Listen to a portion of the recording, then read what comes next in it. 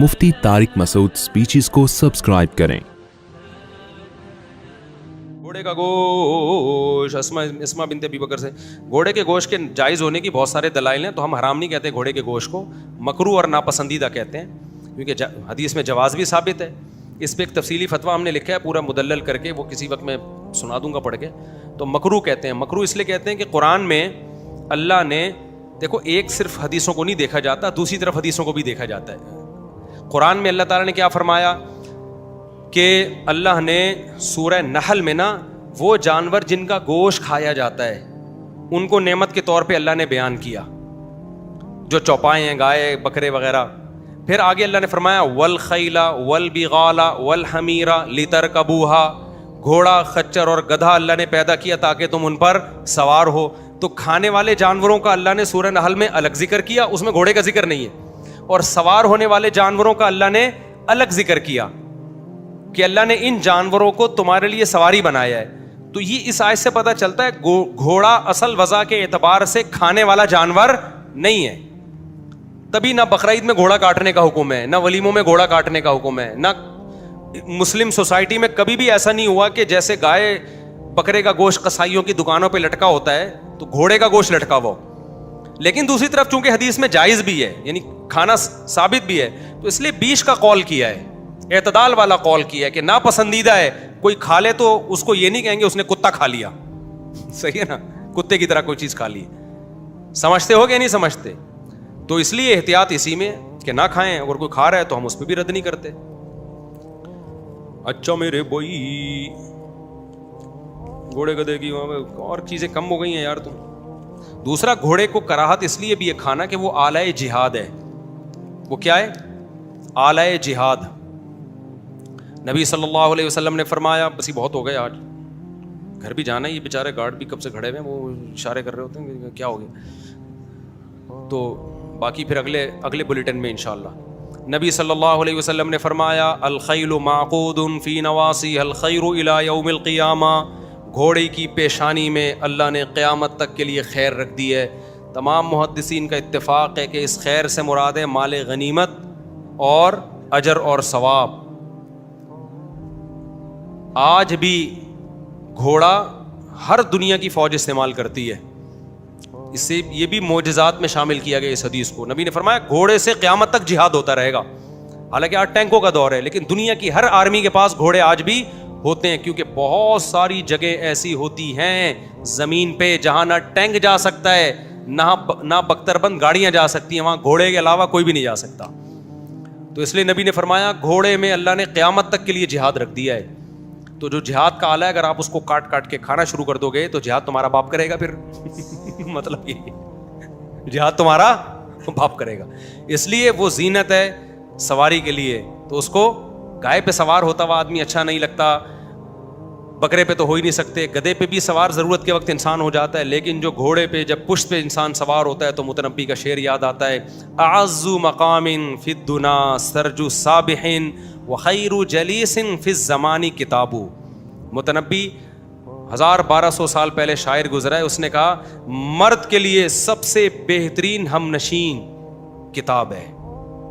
जो गर्लफ्रेंड को लेके घूम रहे हैं ना, आज फ़ख्र करते हैं कायदे आज़म के मज़ार पे पकड़ा गया, उधर बरसाती नाले में घुसा हुआ, इंटरनेट कैफ़े में घुसा हुआ है।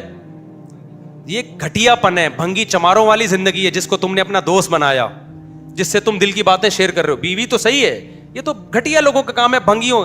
गधे घोड़े निकाह नहीं करते, वो फिजिकल रिलेशन कायम करते हैं। तो गर्लफ्रेंड का कोई रिश्ता एक्सेप्टेबल है ही नहीं, वो रिश्ता ही नहीं है, वो भंगियों चमारों वाला काम है जिस पर तू फख्र कर रहा है मेरी गर्लफ्रेंड ऐसे मिले। भाई तेरी गर्लफ्रेंड है, कोई लीगल तो रिश्ता है नहीं है, किसी भी वक्त जा सकती है। तो इसका मतलब तेरी गर्लफ्रेंड कभी वसीम की गर्लफ्रेंड बन सकती है, कभी सत्तार की बन सकती है।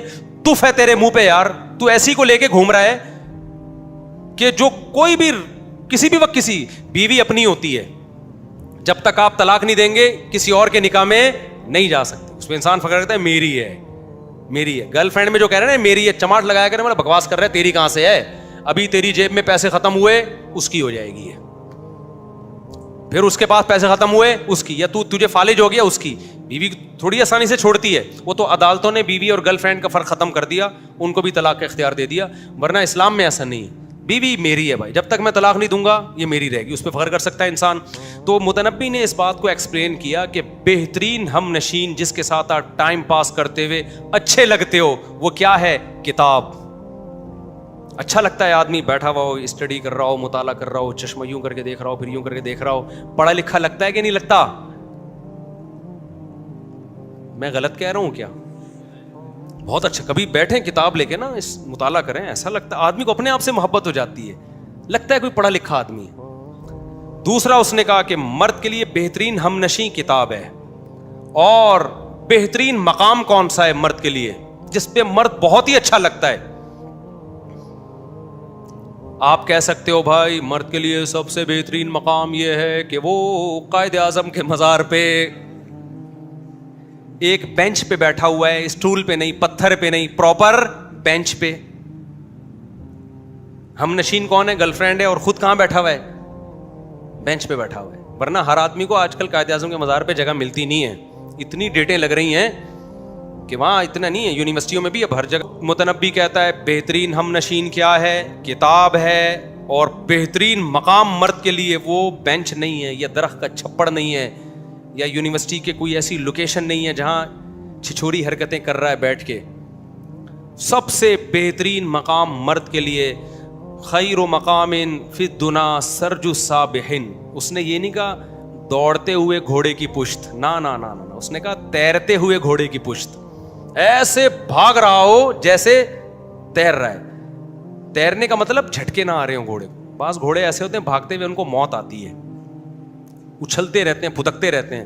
ایسے اسموتھلی بھاگ رہا ہو نا, تگڑ تگڑ کر کے دوڑ رہا ہو, اور آپ اس کی پشت پہ لگام دے کے بیٹھے ہوئے ہو. کہا مرد کے لیے سب سے عزت والا مقام یہ, اور سب سے بہترین ہم نشین کیا ہے؟ کتاب ہے. یہ ونس اپون اے ٹائم ہوا کرتا تھا. گھوڑے کی جگہ ویلیوں والی بائکوں نے لے لیے, جو تھوڑی دیر کی ویلی ہوتی ہے اس کے بعد سلپ ہوتا ہے اور سر کے سڑک پہ 2 حصے ہو جاتے ہیں. ٹھیک ہے نا. ابھی کل میں نے ایک بچے کو دیکھا سائیکل پہ ویلی لگا رہا ہے. میں نے کہا بڑا ہو کر یہ 2 یا 4 حصوں میں ڈیوائڈ ہونے والا ہے, اللہ بچائے. کیونکہ ابھی چھوٹے, ابھی سائیکل ہے نا, کل بائک پہ اس کو کچھ نہ کچھ ہوگا ضرور. جب یہ بائک پہ بیٹھے گا نا تمیز سے نہیں چلائے گا, اس کو لگے گا کہ یار تھوڑا سا اٹھاؤ, تو چند دفعہ یہ ایسے بائک اٹھائے گا, لوگ کہیں گے واہ واہ واہ واہ واہ. اس کے بعد زیادہ فری ہوگا, پھر ایک دن کہاں ہوگا؟ سر اس کا کھلا ہوا ہوگا. تو اس کے ابا اماں کو سمجھاؤ کہ ابھی سائیکلوں پہ ویلیاں لگانے سے لوگوں روک لو تاکہ آگے نہ لگائے یہ ویلیاں. خیر, سب سے بہترین مقام گھوڑے کی پشت ہے. تو گھوڑا سواری کے لیے ہے. ابو حنیفہ یہ کہتے ہیں گھوڑا کس کے لیے؟ فخر کے لیے, سواری کے لیے. اس کی پشت پہ بیٹھ کے دوڑ لگائیں. کراچی میں جگہ نہیں ملتی. ہم گئے تھے ساحل سمندر پہ, ہم نے گھوڑا کرائے پہ لیا, تھوڑا سا بھگایا اس کو, اس نے کہا بھائی اتر جاؤ, یہ مر جائے گا گھوڑا. اس نے کہا یہ کیا ہو جائے گا, مر جائے گا, یا رہنے دو. ہم نے کہا پھر چھوڑو, ہم ویسے ہی خود ہی بھاگ لیتے ہیں ہم, ٹھیک ہے نا. تو جگہ نہیں ہے یہاں پہ, سڑکیں ایسی ہیں, روڈ ایسے ہیں, تو گھڑ سواری سیکھ ہی نہیں سکتے آپ یہاں پہ. لیکن نبی نے جو فرمایا نا اس میں جہاد ہے, تو نبی نے بھی اس کو کھانے کا آلہ قرار نہیں دیا. تو ضرورت کے وقت کھا لیا جائے, حرام نہیں ہے.